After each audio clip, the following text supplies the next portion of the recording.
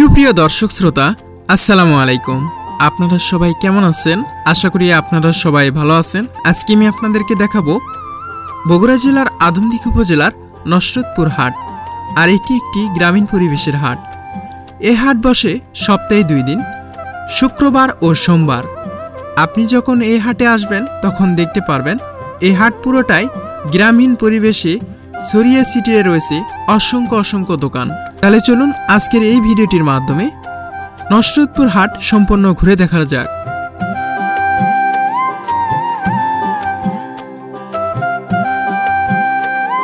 বগুড়া থেকে নসরতপুরের দূরত্ব মাত্র 34 কিলোমিটার। আপনি যদি বগুড়া থেকে রেলযোগে আসেন সেক্ষেত্রে জনপ্রতি ভাড়া লাগবে 20 টাকা। নসরতপুর এই হাটে আসলে দেখতে পারবেন গ্রামীণ পরিবেশে আধুনিকতার ছোঁয়া। এই হাটে আসলে আপনার মন ছুঁয়ে যাবে এই হাটের প্রতি। বর্তমান সময়ে এরকম গ্রামীণ হাট সচরাচর কমই দেখা যায়। এখনও এই আদমদীঘি উপজেলার এমন কিছু হাট রয়েছে গ্রামীণ পরিবেশে বসে থাকে। এই হাটে আসলে একটি অসাধারণ একটি পরিবেশ। প্রত্যেকটি দোকান এভাবে ছড়িয়ে ছিটিয়ে আছে।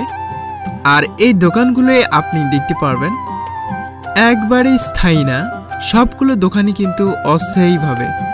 আমরা এর আগে অনেকগুলো হাট ঘুরে দেখেছি, সেইগুলো দোকান স্থায়ী হলেও এই হাটের দোকানগুলো প্রায় অনেকটাই অস্থায়ী। আর এই জন্যই এই হাটটা আমার কাছে খুব ভালো লেগেছে, কারণ পরিপাটিভাবে এই হাটের দোকানগুলো সাজানো রয়েছে। এই হাটে এসে আসলেই আমি গ্রামীণ পরিবেশের অনুভূতি ফিল করছি। গ্রামের মানুষের নিত্য প্রয়োজনীয় জিনিস ক্রয় বিক্রয় করা হয় হাটে। আর গ্রামের মানুষ ক্রয় বিক্রয়ের অন্যতম প্ল্যাটফর্ম হিসেবে বেছে নেয় এই গ্রামীণ হাট। এই নসরতপুর বাজারের এই গ্রামীণ হাট সপ্তাহে 2 দিন বসে, শুক্রবার ও সোমবার। সবচেয়ে বড় হাট হয় শুক্রবার। দুপুর 1টা থেকে সন্ধ্যা পর্যন্ত জমজমাটভাবে কেনাবেচা হয় এই হাটে। এলাকার আশেপাশে লোকজন এই হাটেই কিন্তু তারা বাজার করতে আসে, আর তাদের নিত্য প্রয়োজনীয় জিনিস এই হাট থেকে ক্রয় করে থাকে। শহরের বাজারগুলোর তুলনায় গ্রামের হাট বাজারে খুব কম মূল্যে পণ্য ক্রয় করা যায়, যার কারণে গ্রামীণ মানুষেরা সাধারণত গ্রামীণ হাটটাকেই বেছে নেয়। এই হাটে নিত্য প্রয়োজনীয় যে জিনিসগুলো উঠে থাকে তা এখন আমি আপনাদেরকে দেখানোর চেষ্টা করব। শুরুতে আমরা একটি কামারের লোহার জিনিসের দোকান দেখতে পারলাম। এখানে দা, বটি, খুন্তি, কুড়াল থেকে শুরু করে সব রকমের লোহার জিনিস পাওয়া যায়। এই হাটেও কম বেশি অনেক শীতের কাপড়ের দোকান এসেছে, আর ক্রেতারা সাধ্য অনুযায়ী তারা কম মূল্যে শীতের উষ্ণতার জন্যই কাপড়গুলো ক্রয় করতেছে।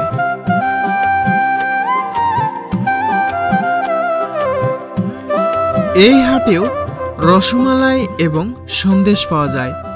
যারা মূলত রসমালাই এবং সন্দেশ পছন্দ করেন তারা এই হাটে আসতে পারেন। এই হাটেও বেকারির বিভিন্ন রকমের জিনিস পাওয়া যায়। চানাচুর, বিস্কুট থেকে শুরু করে বিভিন্ন রকমের বেকারি আইটেমের সদাও কিন্তু এই হাটে পাওয়া যায়। চানাচুর, বাদাম, পেঁয়াজু থেকে শুরু করে বিভিন্ন রকমের সদাও পাওয়া যায়। যারা পান খেতে ভালোবাসেন তাদের জন্য রয়েছে এই হাটে অসংখ্য পানের দোকান। প্রতিবিড়া পান বিক্রি হচ্ছে 40 থেকে 50 টাকা, আর এখানে সুপারি বিক্রি হচ্ছে 4 থেকে 5 টাকা। শীতকালের মজাদার খাবারের তালিকায় হচ্ছে কুমড়া বড়ি। কুমড়া বড়ি মাসকালায় চাল কুমড়া একত্রে করে তৈরি করা হয়। প্রতি কেজি কুমড়া বড়ি বিক্রয় করা হয় 300 টাকা। এই হাটেও মশলা জাতীয় জিনিসের ক্রয় বিক্রয় করার ক্ষেত্রে পিছিয়ে নেই।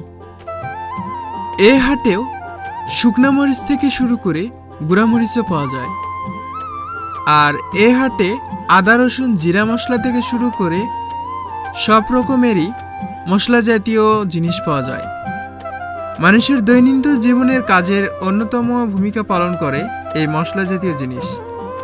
আর এখানে প্রতি কেজি পেঁয়াজ বিক্রি হচ্ছে 70 টাকা। রসুন বিক্রি হচ্ছে 220 টাকা এবং আদা বিক্রি হচ্ছে 110 টাকা এবং কাঁচামরিচ বিক্রি হচ্ছে 60 টাকা।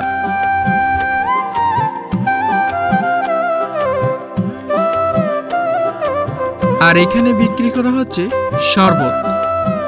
আর আপনারা যদি দেখেন, গ্রামে যেরকম ফেরিওয়ালা ফেরি করে এইরকম বিভিন্ন রকমের চিরুনি আয়না বিক্রি করে থাকে, সেম এই হাটেও এই জিনিসগুলো বিক্রয় করা হয়ে থাকে।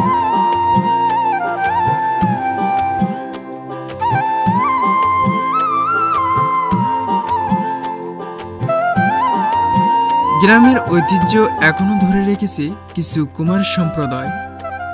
তারা নিখুঁতভাবে শিল্পকর্মের মাধ্যমে এই সুন্দর মাটির জিনিসপাতি তৈরি করে থাকে। মাটির হাঁড়ি পাতিল থেকে শুরু করে তারা বিভিন্ন রকমের মাটির তৈজসপত্র তৈরি করে থাকে। দিন দিন বাঁশ শিল্পপণ্য বিলুপ্তির পথে।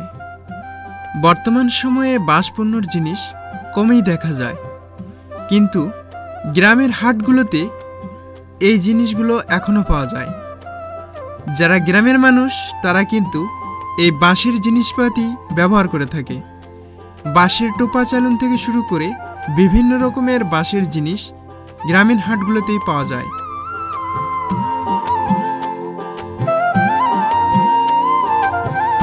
খাবারের মধ্যে পুষ্টি তালিকায় অন্যতম হচ্ছে কলা। আর এখানে সাগর কলা, চিনিচাম্পা কলা, অনুপম কলা, বিভিন্ন রকমের কলা রয়েছে। প্রতি কেজি কলা বিক্রি হচ্ছে 40 টাকা। মাছ কত করে কেজি? 180।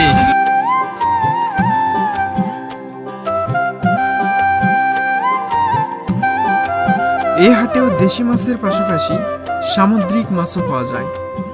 আর এখানে কম মূল্যেই কিন্তু এই মাছগুলো বিক্রয় করে থাকে এখানকার দোকানদারেরা। মাছে ভাতে বাঙালি বলার কারণই হচ্ছে বাঙালি জাতি মাছ খেতে খুব ভালোবাসে। আর বর্তমান সময়ে গরিবের প্রধান খাদ্য হচ্ছে এই মাছ। মাংসের তালিকায় না থাকলেও এই মাছ কিন্তু গরিব মানুষেরা প্রতিনিয়ত কিনে থাকে। আর এই হাটগুলোতেও কিন্তু খুব কম মূল্যেই মাছগুলো পাওয়া যায়।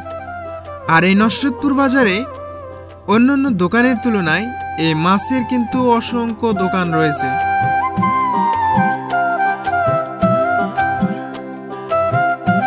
এই হাটেও রাজহাঁস থেকে শুরু করে পাতিহাঁস, দেশি মুরগি এবং বিভিন্ন রকমের হাঁস উঠে থাকে। প্রিয় দর্শক শ্রোতা, এখন আমি আপনাদেরকে এই নসরতপুর বাজারের কাঁচা বাজার দেখানোর চেষ্টা করব। সো ভিডিওটি অবশ্যই শুরু থেকে শেষ পর্যন্ত দেখবেন আর এই ভিডিওটি আপনার বন্ধুদের মাঝে শেয়ার করবেন, কারণ এটি একটি গ্রামীণ পরিবেশের হাট। এই হাটটি বা আপনি কখনো কোথাও দেখেননি। যারা আজকে এই হাটটি নতুন দেখতেছেন তারা অবশ্যই কমেন্ট করবেন। আর এই রকম হাট কম বেশি দেখা যায়, সচরাচর কিন্তু এই হাটগুলো আর দেখাই যায় না। বর্তমান সময়ে প্রযুক্তি উন্নয়নের ফলে এই হাট বাজারগুলোও এখন উন্নত হয়েছে। অন্যান্য হাটে এখন কিন্তু এই রকম ছড়িয়ে ছিটিয়ে বা বিছানো দোকান এখন আর দেখাই যায় না, কিন্তু গ্রামীণ পরিবেশ এখনো ধরে রেখেছে এই হাটটি। প্রত্যেকটি দোকান এইভাবে বসে থাকে, আর একটি দোকানেও আপনি কোনো প্রকার ছাউনি দেখতে পারবেন না। সবাই তার নিজ নিজ জায়গায় এইভাবেই বসে পড়ে। প্রতি হাটে তারা এইভাবে এখানে সামিয়ানা বিছিয়ে এখানে তরি তরকারিগুলো সুন্দরভাবে সাজিয়ে এই কৃষ্ণচূড়া গাছের তলায় বসে থেকে তারা কেনাবেচা শুরু করে। প্রিয় দর্শক শ্রোতা, এমন একটি হাট আজকে আমি আপনাদেরকে দেখানোর চেষ্টা করলাম। এটি বগুড়া জেলার আদমদীঘি উপজেলার নসরতপুর ইউনিয়নের একটি গ্রামীণ হাট। আর এই হাটটি যদি আপনি দেখতে চান তারা অবশ্যই নসরতপুর স্টেশনে আসতে পারেন, এবং স্টেশনে আসলে এই হাট আপনি খুব সহজেই দেখতে পারবেন। এই হাটে আসলে আপনি দেখতে পারবেন গ্রামীণ প্রাকৃতিক পরিবেশের ছোঁয়া। আর এই হাটের পাশেই রয়েছে মাটির বাড়ি, বিল্ডিং এবং ছোট ছোট কৃষ্ণচূড়ার গাছ, যা দেখতে খুবই অসাধারণ একটি দৃশ্য। আর পশ্চিম সাইডে রয়েছে মসজিদ। প্রিয় দর্শক শ্রোতা, আজকে আমি আপনাদেরকে নসরতপুর বাজার সম্পূর্ণ ঘুরে দেখানোর চেষ্টা করলাম। যদি এই ভিডিওটি আপনাদের কাছে ভালো লাগে তাহলে অবশ্যই ভিডিওতে একটি লাইক করবেন এবং চ্যানেলটি সাবস্ক্রাইব করে রাখবেন।